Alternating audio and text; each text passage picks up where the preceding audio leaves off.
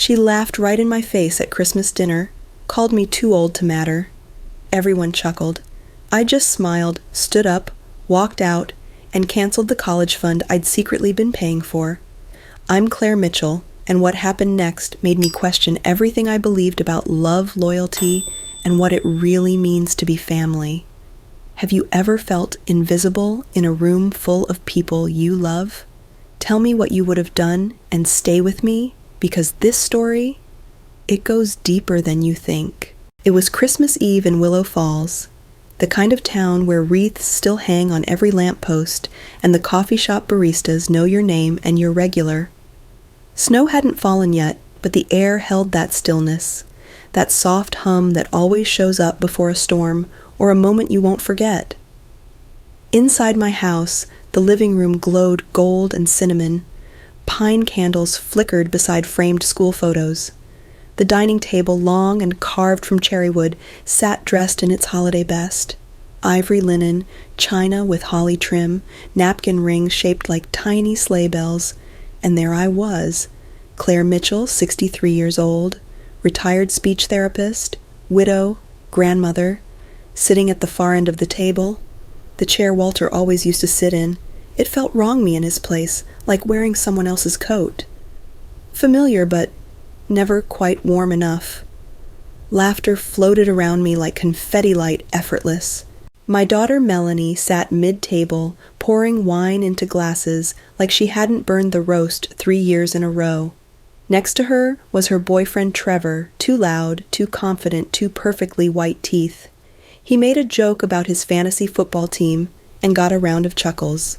Across from him, Ivy, 19, sophomore at Brown, lips glossy, nails perfect, phone never far. Her laugh had changed this year, a little more self-assured, a little less childlike. I had baked her favorite sugar cookies snowflakes with royal icing, but she hadn't touched one. I was carving the ham, honey glazed, basted with orange zest clove and a secret I'd never told anyone, just a hint of bourbon, Walter's old recipe. As I sliced, my mind drifted to last year when Ivy hugged me before dinner, to 3 years ago when she begged to lick the frosting bowl, to the first time she called me Grammy, that girl. She wasn't sitting here tonight. And then she looked up from her phone, smirked, and said, "Honestly, I don't know why old people feel like they still need to be the center of attention at stuff like this. I mean, your time passed, right?" Her voice wasn't cold. Worse, it was amused. Trevor choked on his wine and laughed first. Melanie giggled, shaking her head. "Ivy," she warned half-heartedly, but she didn't look at me. No one did. I felt the room tighten, but no one else seemed to. The words hit me sideways, not like a slap, more like a pin slipped under the skin, small, sharp, silent. I paused mid-slice.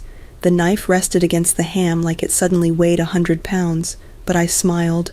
Of course I smiled. That's what women like me do. We smile when the sting hits the bone. We smile when we're becoming background noise. We smile when we want to scream. Melanie looked up just then, probably noticing I hadn't responded. "You okay, Mom?" she asked, barely glancing from her phone. "I'm fine," I said softly, nodding, still smiling. But inside, something shifted. After dinner, I moved through the house like I always had, picking up empty glasses, folding cloth napkins, blowing out candles. No one offered to help, not even Ivy, who disappeared to FaceTime her roommate from the guest room. In the kitchen, I rinsed dishes under warm water. My hands moved from muscle memory, but my mind, it was somewhere else. I stared at the ceramic plate Ivy had left half-finished, just a few bites of ham, some green beans untouched, the plate I had set, the food I had made, the home I had built. Suddenly, I didn't feel tired. I felt erased. Later that night, after everyone left, I sat alone in the den. The fireplace crackled, but it wasn't enough to warm the space around me. The tree blinked behind me in shades of red and gold. I looked down at the armchair I'd curled up in for years, with Ivy on my lap, reading her the Polar Express for the 100th time. And I realized she didn't see that version of me anymore. To her, I was a relic with a checkbook and casserole recipes. I picked up my mug. The tea had gone cold, just like the room, just like the air between me and my granddaughter. And as I stared into that cooling mug, I thought, maybe it wasn't the joke that hurt. Maybe it was that no one thought it was wrong. No one. Not Ivy, not Melanie, not even me. Because I didn't stop it. I didn't speak up. I just smiled and kept slicing the damn ham. Later that night, the house felt too full and somehow completely empty. The kitchen smelled like nutmeg and ham fat, the kind of warmth that usually lingered until morning. But tonight it faded fast like everything else. Ivy was in the living room, phone held high, twisting her face into those exaggerated angles that only make sense if you're under 25 or chasing likes. Her voice was animated as she recorded a video for her followers. "Look at this tree. My grandma goes full Martha Stewart every year. Total Hallmark vibes," she said, half laughing as she spun around. She never said my name, not once. Melanie, my daughter, was curled up on the couch, one hand resting on a glass of Pinot, the other scrolling through Instagram. Her face glowed blue from the screen eyebrows lifting now and then as she flicked past someone else's highlight reel. "Ivy, hold up that ornament, the one I made in 3rd grade," she called out, not looking up. Ivy didn't respond, too busy captioning her post. I stood just inside the hallway watching them from the shadows, not hiding, just no longer part of the light. The TV murmured in the background. Some Netflix fireplace loop crackled on mute. Outside snow had started to fall, a soft, steady dusting over the front porch I had swept just hours earlier. My feet ached, but I didn't sit. I didn't feel like I belonged in the room, so I hovered like a ghost. No one noticed. I walked into the den, where the only light came from the blinking tree. My mug from earlier still sat on the side table, cold peppermint tea, now steeped in silence. From the other room, Ivy laughed loudly. "I swear old people don't get the internet. Grandma still prints directions from MapQuest." Melanie snorted. "She printed my wedding invitations in Comic Sans." They both burst out laughing. I didn't move. I didn't correct them. I didn't remind them that I printed those invitations because Melanie asked me to, crying on the phone 3 days before the deadline, overwhelmed and 6 weeks pregnant. That I stayed up until 3 a.m. cutting vellum overlays by hand because she couldn't afford a professional printer. But none of that mattered now. I reached for a blanket, draped it over my lap, and just sat there, my fingers curled around the mug like it was holding me together. The next morning, before anyone woke up, I padded into the living room. The floor creaked under my slippers. I picked up Ivy's coat from the floor where she'd tossed it carelessly the night before. I hung it by the door. I adjusted the stockings, fixed the tree skirt, turned off the lamp someone had left on, and then I stared at the presents, all wrapped in craft paper with hand-tied bows. The tags were written in my handwriting calligraphy I taught myself from YouTube tutorials. iPads, sneakers, a curated spa box for Melanie. A leather-bound journal Ivy had once admired at the bookstore in May. They had no idea I'd traded a piece of my retirement to make sure none of them had to worry this holiday. No one had asked for it. No one had said thank you either. And maybe that's where it all started unraveling. Later that day, I stopped by the pharmacy to pick up my thyroid prescription. As I waited at the counter, I ran into Mrs. Lyman, my old neighbor from 3 houses down.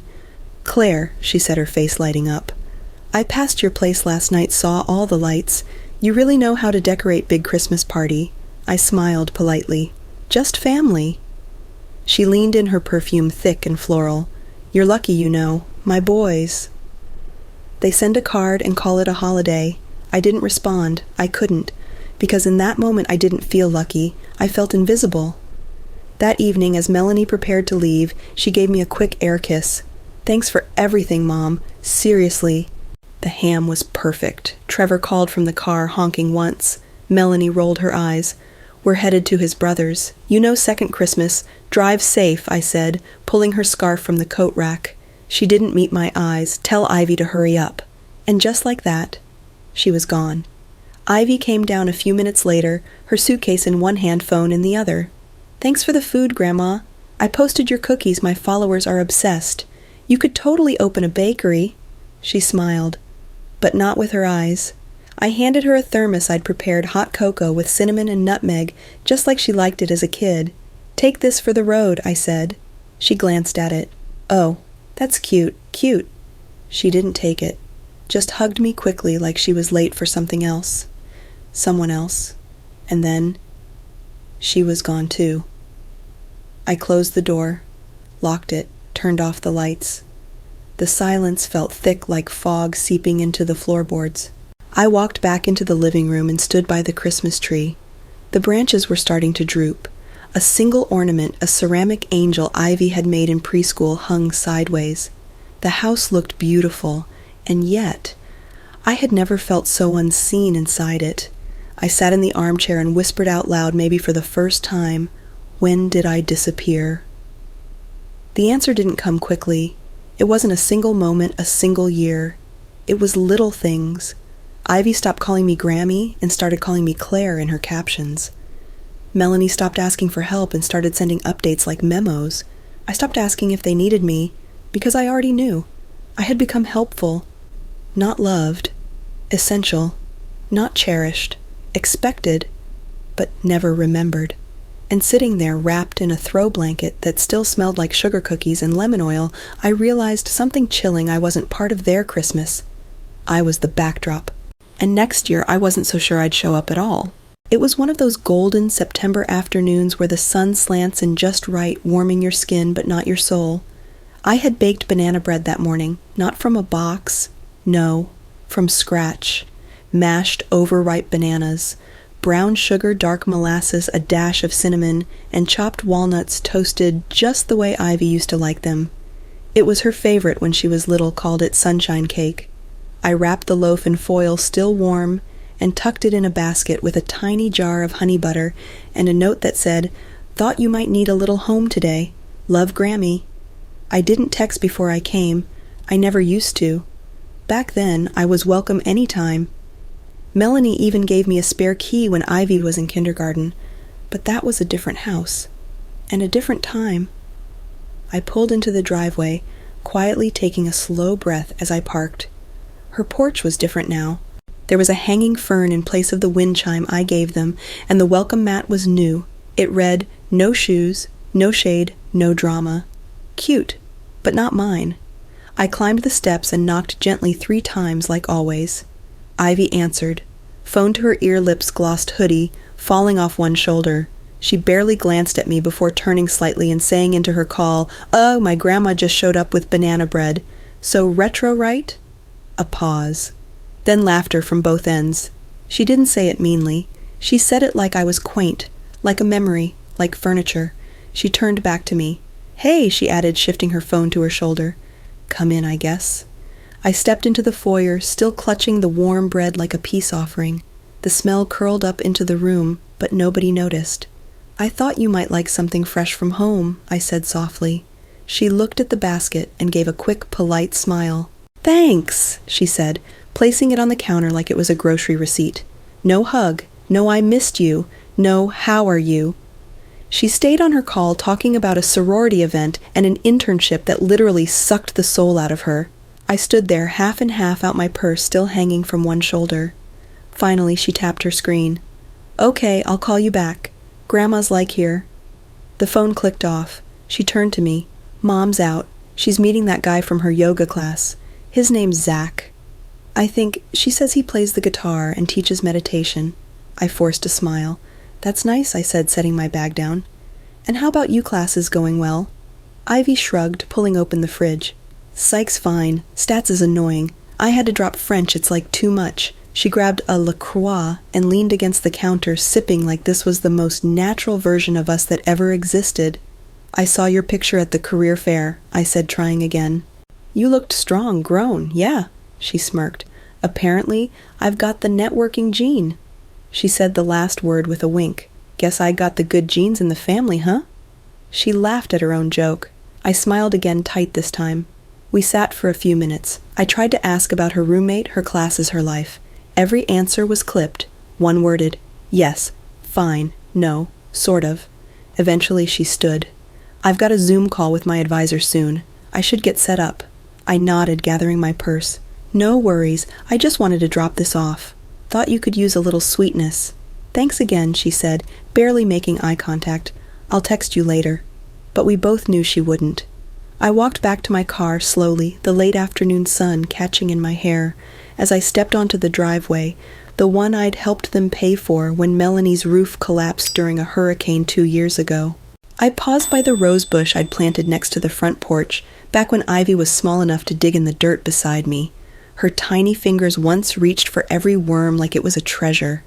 She used to say the roses whispered to her. I touched one petal. It was dry, brittle, almost ready to fall, just like this moment. I sat in the car but didn't start it. Not right away. I stared at the porch, at the white columns I once painted myself. At the door I used to open without knocking. I gripped the steering wheel. My fingers trembled slightly, but my eyes stayed dry. No tears. Not yet. Just this dull ache, like a part of me had wandered off somewhere inside that house, and I wasn't sure it would ever come back out. That night, I couldn't sleep.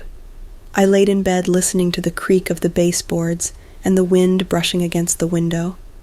I thought about the girl who used to call me her best friend, who used to cry when I left, who used to write me letters from camp that said, "I miss your hugs more than hot chocolate." I couldn't reconcile her with the girl who'd said, so retro right, I tried to forgive her, tried to brush it off as college-growing pain sarcasm, a generation gap. But somewhere deep inside, something cracked. Not shattered, not yet, but cracked like porcelain under too much weight. And I began to wonder, if I hadn't knocked on that door, would she have noticed I was missing, or would she have just posted another selfie and filtered me out completely? Thanksgiving used to feel like a hymn, soft, sacred, warm around the edges. But this year, it felt like a performance I hadn't been cast in. Melanie had insisted on hosting. "Mom, you've done enough. Sit back for once," she said 2 weeks earlier, her voice breezy over the phone. "We've got it covered this year." Still, of course, I offered to bring something. She said, "Sure, if you want. Maybe your corn casserole, maybe." I'd been making that dish since 1989. It used to be the centerpiece. This year, it was an afterthought. I wore the emerald scarf Walter gave me for our 20th anniversary. He used to say it made my eyes sparkle like the champagne we couldn't afford back then. I pinned it just right, pressed my blouse, even curled the ends of my hair, but when I walked in, no one noticed. Not Ivy, who was busy arranging a Friendsgiving photo wall near the fireplace, complete with faux gold letters that spelled out "Grateful, Thankful, Blessed." Not Melanie, who was still in sweatpants, her hair in a messy bun, arguing with Trevor about whether the turkey was too dry. Not even the dog Gus, who used to leap into my arms. I stepped into the kitchen holding the casserole with both hands like it might break if I let go. The scent of sage and creamed corn curled into the air. "I'll just set this here," I said, placing it gently on the counter. Melanie nodded absently. "Great, thanks." "Ivy, get the salad out of the fridge." Ivy didn't respond. She was too busy trying to find the right filter for a pre-dinner selfie. "Mom, we need better lighting in here. This overhead stuff is brutal." We sat down 10 minutes later. The table was longer this year, expanded with a folding leaf Melanie had borrowed from her neighbor. Ivy sat at the head. I was tucked at the far end next to the hallway across from Gus. I glanced at the spread store-bought cranberry sauce, boxed stuffing a turkey that looked like it had spent too much time under foil, and my casserole, sitting untouched. Melanie raised her glass. "All right, everyone, let's do a quick toast before it gets cold." I leaned forward. "I'd love to say grace," I offered quietly. There was a pause, then Melanie smiled tight. "Maybe next year, Mom. Let's keep it casual today." "Casual?" The word landed like a pebble in the stomach, small but sharp. I nodded, folding my hands in my lap as Ivy stood. I just want to say Ivy began lifting her wine glass, half full of sparkling apple cider, that I'm grateful for Opportunity's mentors and the amazing women paving the way for future CEOs like me. Everyone chuckled, Trevor clapped, Melanie beamed. I sipped my water, Ivy turned to me briefly, and to Grandma Claire, who still uses a paper calendar. Laughter rippled down the table. I smiled because it was expected, but my grip tightened around my glass and my cheeks burned. No one noticed. Dinner went on. The conversation shifted to Ivy's internship with a venture capital firm. Trevor talked about crypto like it was a religion. Melanie bragged about her Pilates instructor who now had a wellness podcast. No one asked about my week, or my volunteer shifts at the library, or my latest blood work. I ate slowly. The casserole stayed mostly untouched except for a spoonful taken by Trevor, who later asked if it was vegan. After dessert store-bought pumpkin pie with extra whipped cream, I cleared the plates. "I've got it," I said. No one objected. I moved quietly through the kitchen. The sink filled fast. I washed, dried, restacked over and over. And then a plate slipped. It hit the tile in a clean, sudden crash. White porcelain shattered into pieces. The sound echoed sharp final. I froze. Across the room, Melanie didn't even glance up from her phone. Ivy and Trevor were curled up on the couch watching a holiday special on Hulu. Gus barked once, then went back to sleep. "Just leave it, Mom," Melanie called out from the sofa. "It's not a big deal." But it was. God, it was. I knelt slowly, my knees protesting as I picked up each jagged piece with trembling fingers. No one came to help. No one even stood. My eyes burned, but still I didn't cry. I just kept cleaning, like I always had. That night back home, I sat at my own table, smaller, rounder, quieter. The casserole dish sat clean in the sink. The scarf was still around my neck, the edges now faintly stained with grease. I opened my planner, yes, the paper calendar, and wrote in the corner of November 24th, Thanksgiving. I was there, I think, and then I turned the page. Black Friday morning. The world outside was already buzzing delivery trucks, humming down the road neighborhood kids, dragging sleds across dry sidewalks, and inboxes across America, bursting with subject lines like, "Last chance, 75% off everything and doorbuster extended just for you." Mine was no different. I opened my email over breakfast, dry toast, 1 scrambled egg tea steeped in silence, and there they were, Ivy's wish list from last week. Ivy's group text full of links to concert tickets and Lululemon gift cards. Ivy's screenshot of a suede tote bag she'd absolutely die for. Each message had hearts, exclamation points, and the phrase, "Mom, please forward to Grammy if she asks what I want."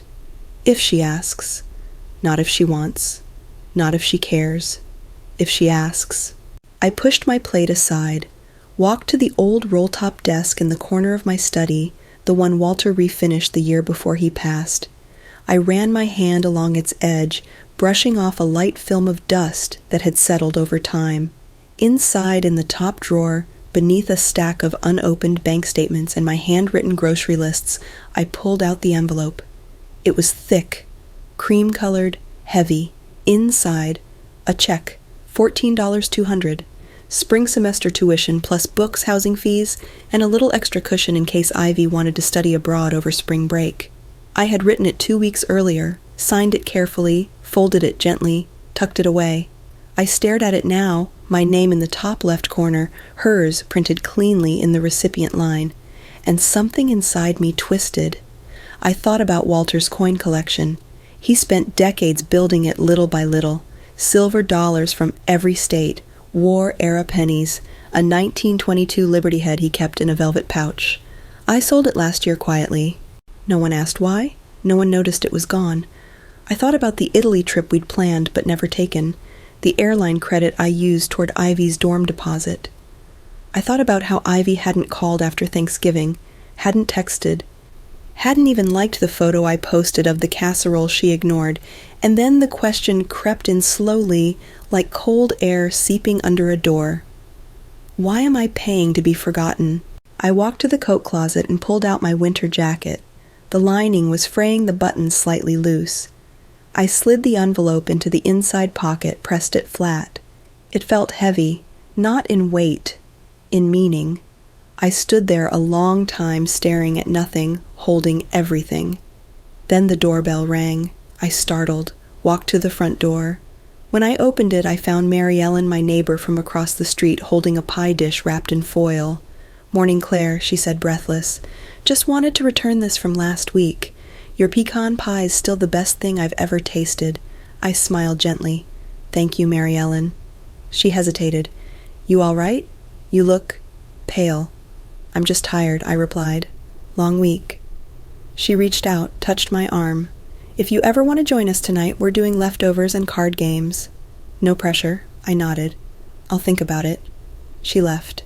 I closed the door. Did she really see me, or just a tired woman with good pie? I went back into the living room and sat in the chair next to the fireplace. The envelope was still in my coat pocket, still warm from my hand.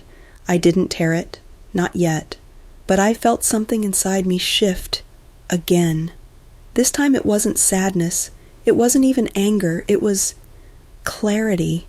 I was holding the proof that I mattered to someone because of what I could give, but giving had turned into disappearing, into being used, into a ghost who funded someone else's dream while her own went stale in a box.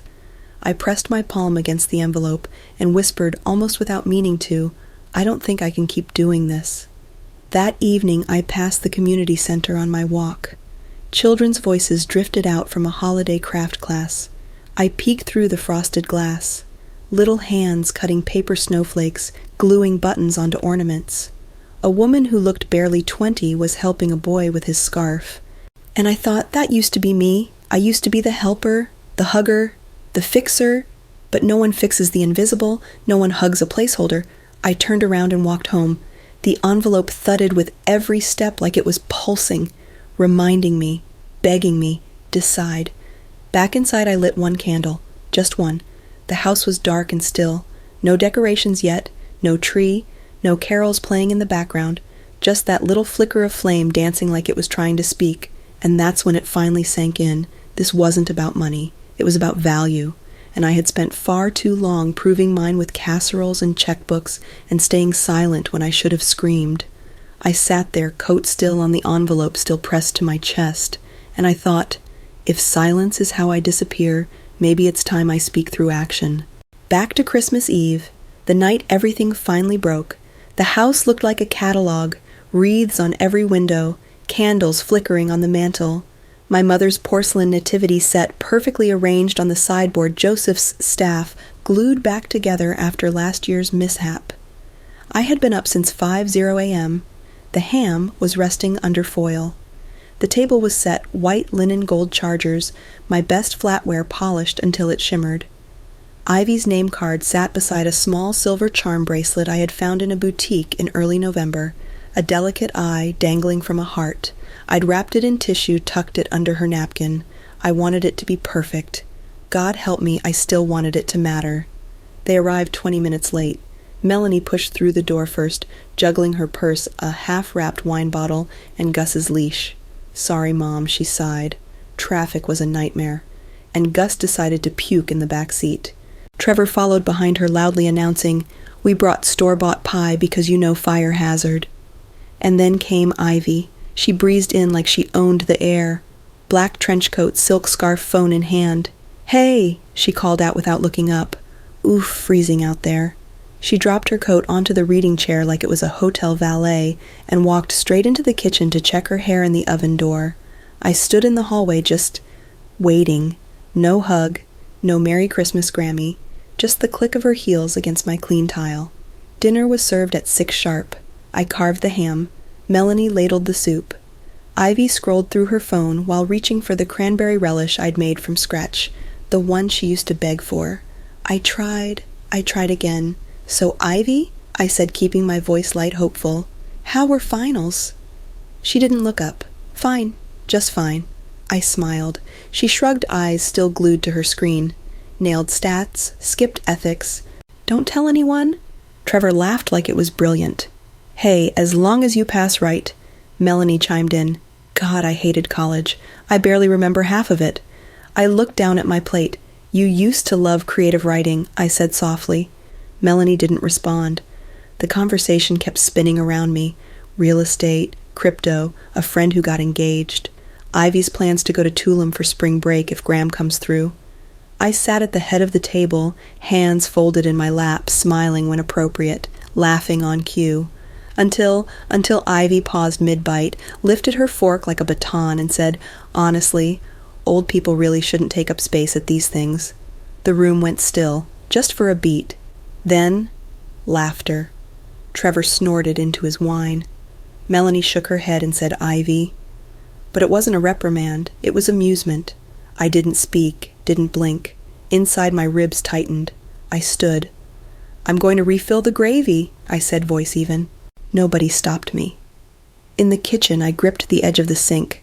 My hands trembled, not violently, just enough that I noticed. My fingers left smudges on the clean counter. Outside the window, the backyard was blanketed in snow. The rose bushes Walter planted were buried beneath it all, silent, gone for the season, and I felt the same, buried, decorated, unseen.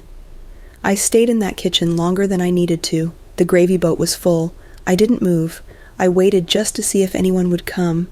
Maybe Melanie, maybe Ivy, maybe someone would say, "That was too much. You okay, I'm sorry." But the only sound was laughter, the clink of silverware, the clatter of wine being poured. So I walked back in, quietly, carefully.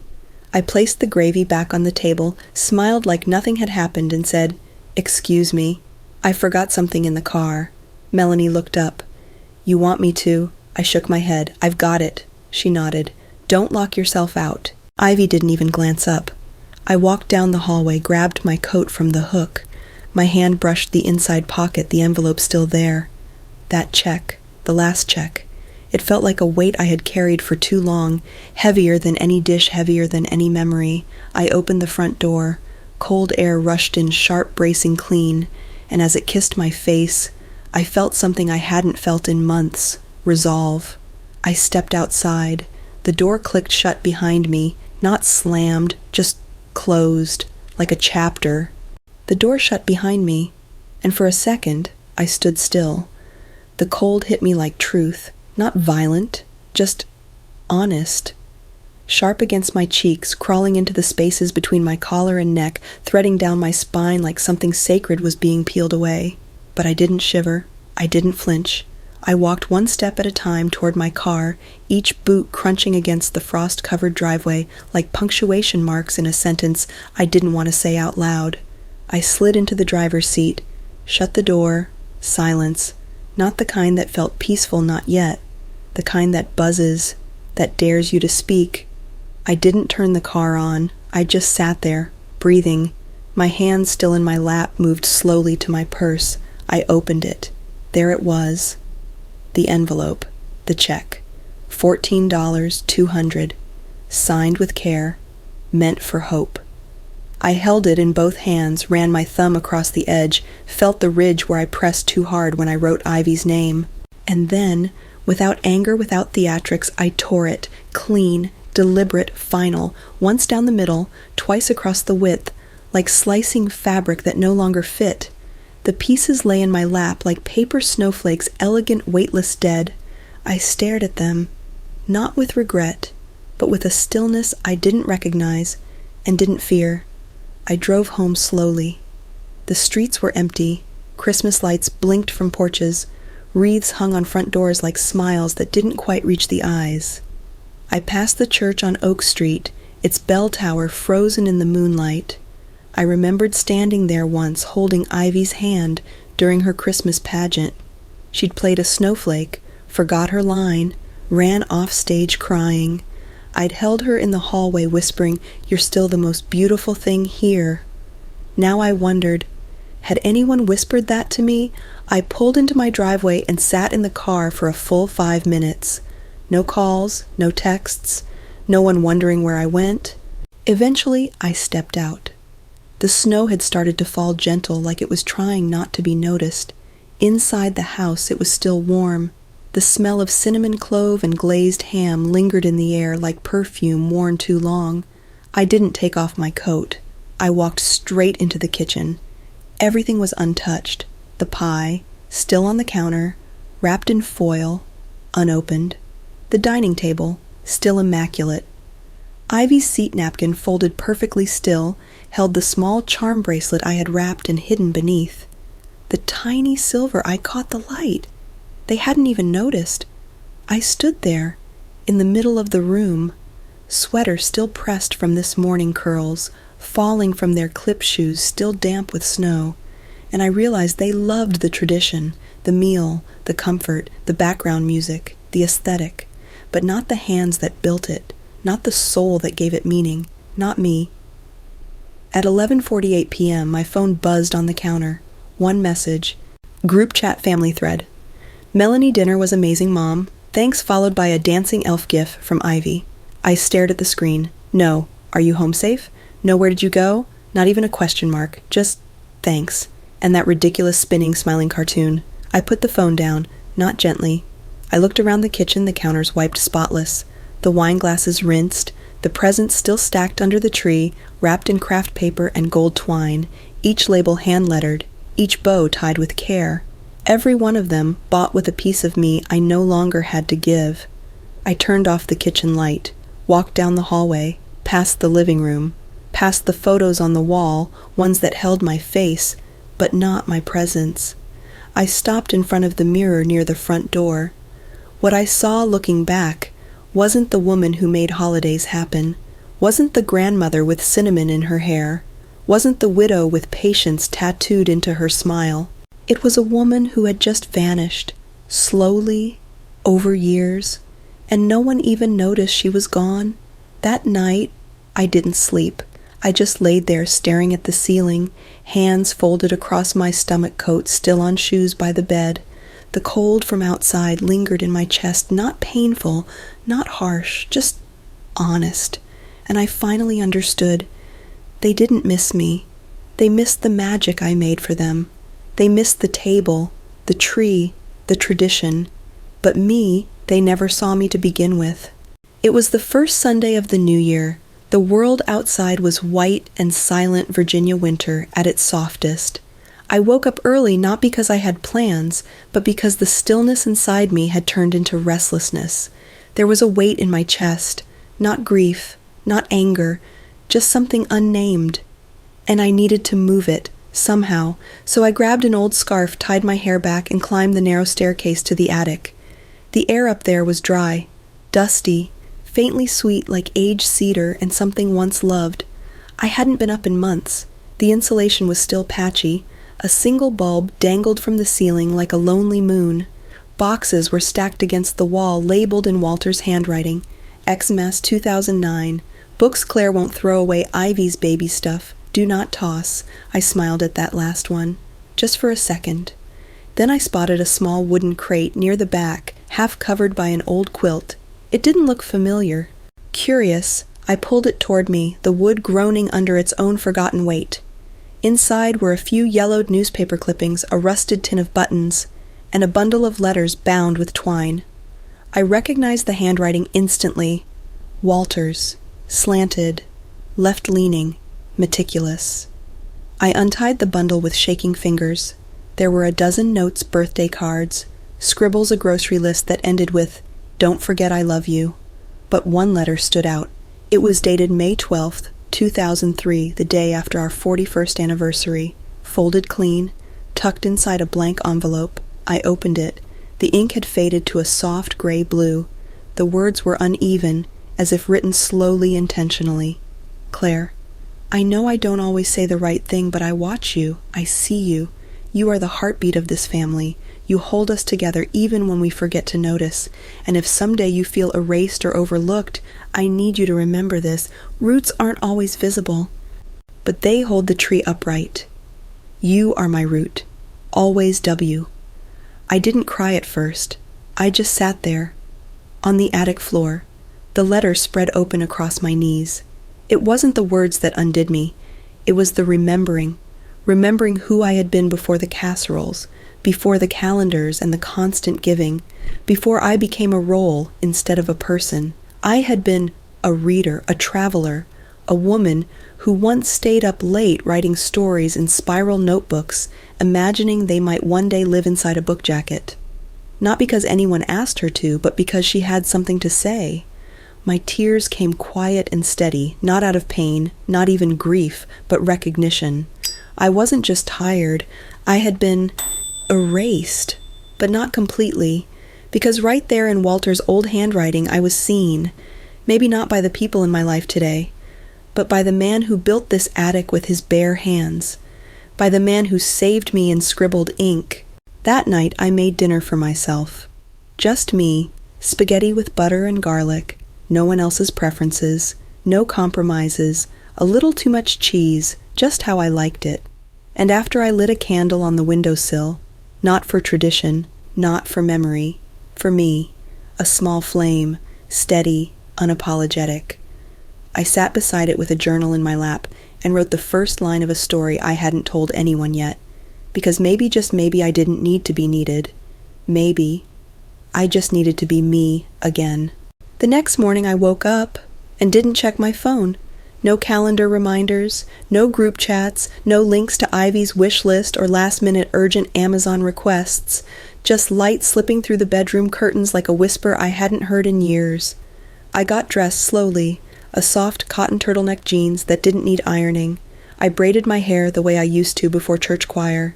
Then I gathered every unopened gift from beneath the tree, the luxury skincare set for Melanie, the cologne Trevor never wore, Ivy's AirPods, the silk robe, the monogrammed travel bag. Box by box I packed them all, no bitterness, no regret, just clarity. The returns took 3 stops: Target, Nordstrom, Amazon return kiosk at the UPS store. At the bank, I walked in with a different kind of purpose, a quiet kind.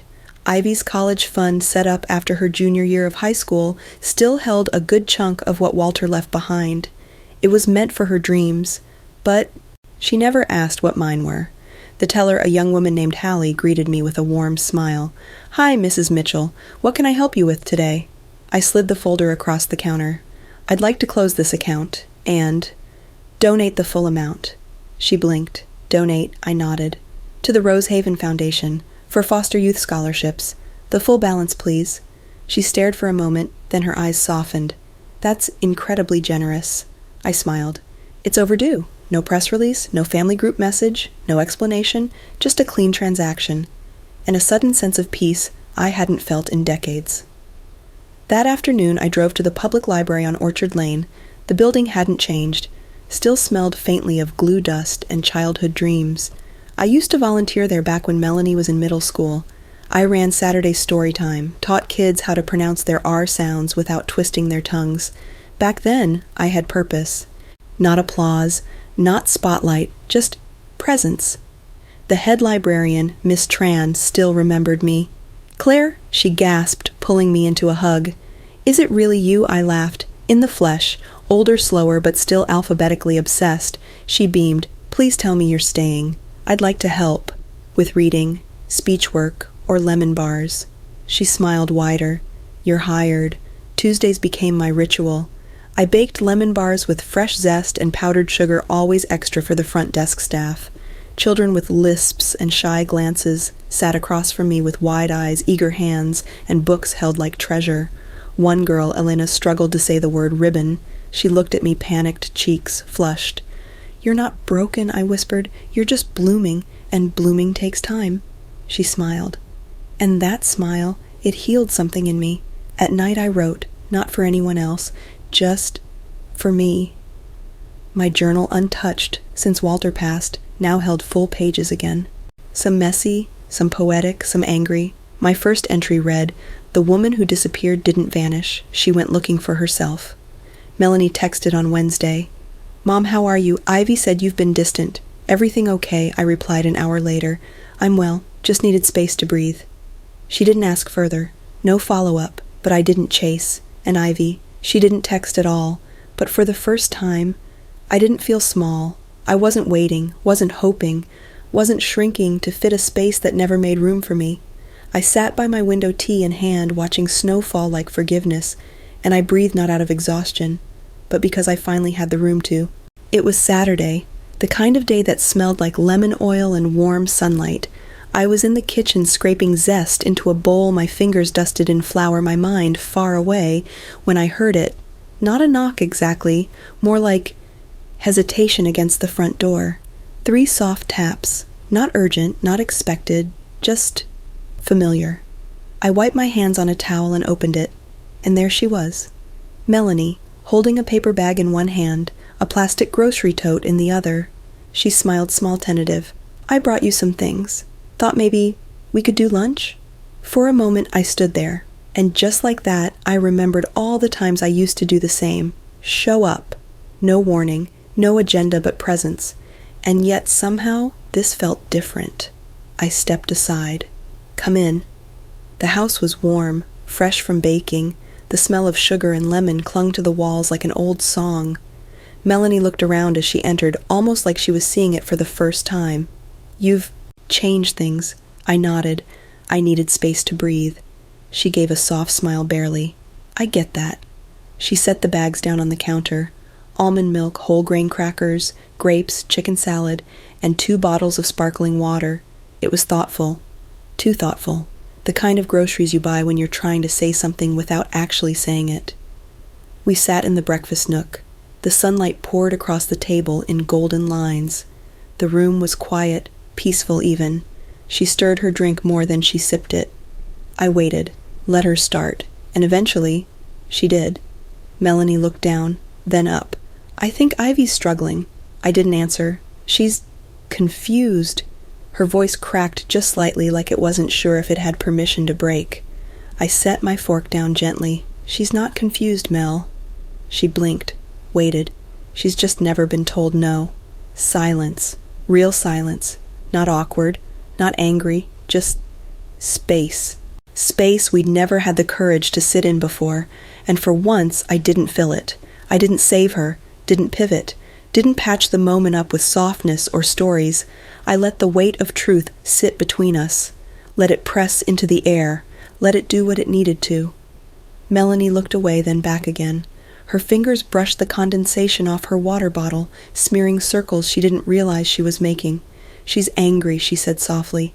"I know," I replied. "So was I." Her eyes met mine. And now I'm honest. With her. With myself. We ate the rest of lunch in near silence, not uncomfortable, just new, unpracticed, like we were relearning how to be in a room together without performance. She helped me pack up the leftovers, asked for the lemon bar recipe. I printed it for her from the drawer.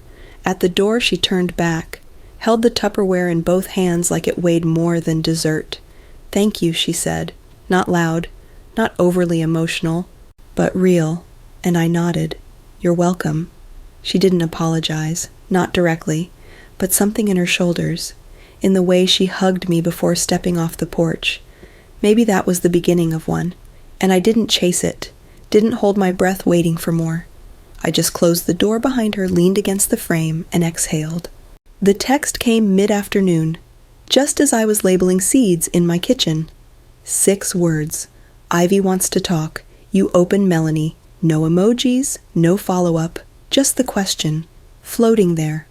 I stared at the screen, not because I didn't know the answer, but because I was no longer answering from a place of hurt or habit. I thought of Walter's letter again, folded carefully inside my journal upstairs. "Even if they forget, you must remember who you are." And so I typed back slowly, deliberately, Thursday, noon, at the community garden. The garden had always been more than plants to me. It was where I'd gone after Walter's funeral, mud on my knees, grief in my chest, where children once plucked tomatoes I'd grown, and a teenager named Miles once cried beside the rosemary bed after losing his dog. It was my sanctuary, not because it was silent, but because it let me be. I arrived early, wore my old gardening gloves, slid pruning shears into my back pocket, brushed soil from the bench under the rose arch. Everything felt quiet, balanced. And when I saw her, Ivy, right on time. Not flouncing in with earbuds or attitude, but walking head bowed slightly, hoodie sleeves pulled over her palms.